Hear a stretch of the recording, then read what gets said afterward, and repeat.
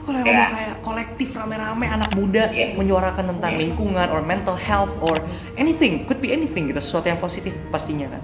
Itu pasti menurutku akan jadi sesuatu yang wah, ini nggak main-main nih. Mereka soalnya udah rame-rame.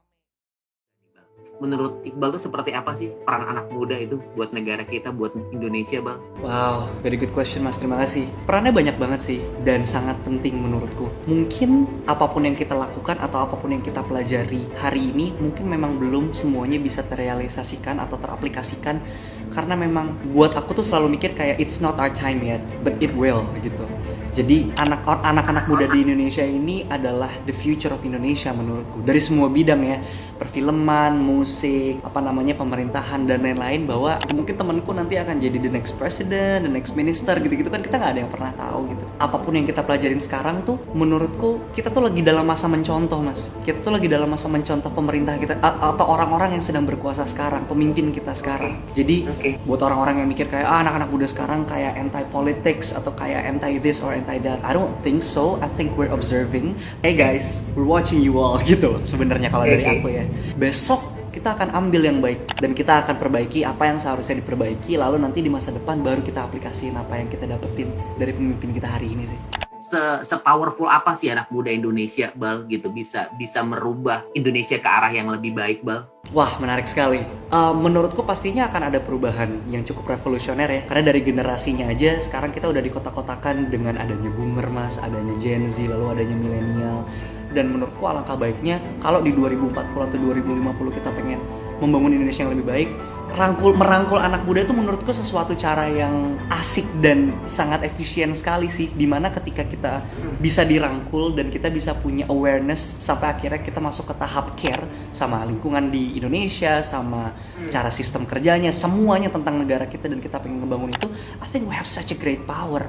Karena selain nanti kita punya pembelajaran yang sudah bagus dari orang-orang yang sekarang memimpin yang merangkul kita di awal tadi, kita juga punya backup yang banyak. Kita punya guru, kita punya orang-orang yang bisa kita tanyain gitu loh. Kalau kita dari awal sekarang semuanya dirangkul ya, maksudnya nggak yang tadi yang boomer, millennials kayak gitu-gitu. Layak bersaing nggak sih, Bal, gitu, anak muda Indonesia dengan anak muda luar itu gitu loh, Bal? Mungkin nggak sih kita bisa mendahului mereka gitu loh, Bal? Bisa.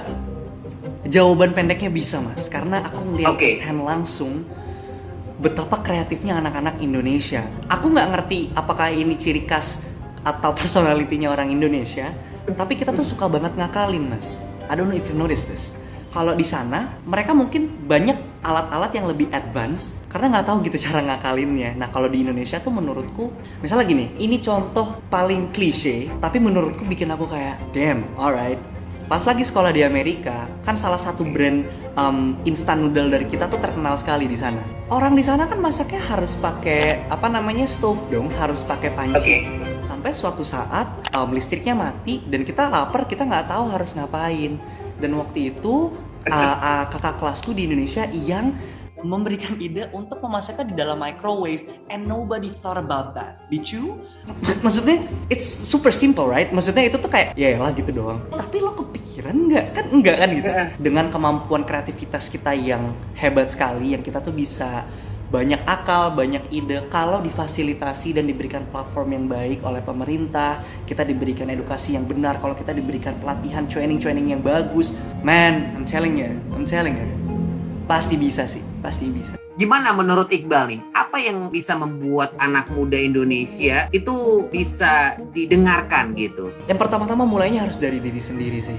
Memulai itu menurutku memang sesuatu yang paling susah sih Mas. Kayak bahwa ketakutan kita untuk memulai sesuatu tuh adanya tuh justru di awal. Karena kita kebanyakan mikir kan, nanti gue dikira ribet, nanti gue dikira so tau. Ketika kita bisa mulai dan bertanggung jawab sama apa yang kita bisa influence ke orang lain, I think that's the hardest yet the most make sense thing to do untuk bisa membuat suara kita didengar sih.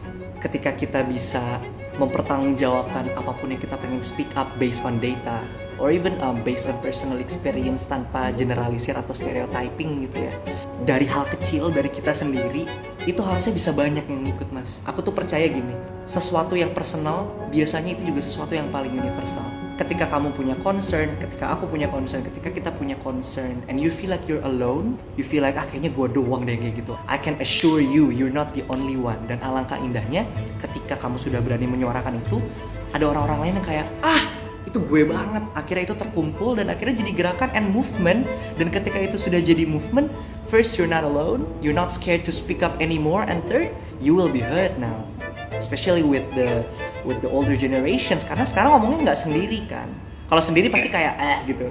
Kalau yang ngomong kayak kolektif rame-rame anak muda menyuarakan tentang lingkungan or mental health or anything, could be anything gitu, sesuatu yang positif pastinya kan. Itu pasti menurut aku akan jadi sesuatu yang wah, ini nggak main-main nih. Mereka soalnya udah rame-rame gitu dan ada facts dan buktinya, statistik, data gitu.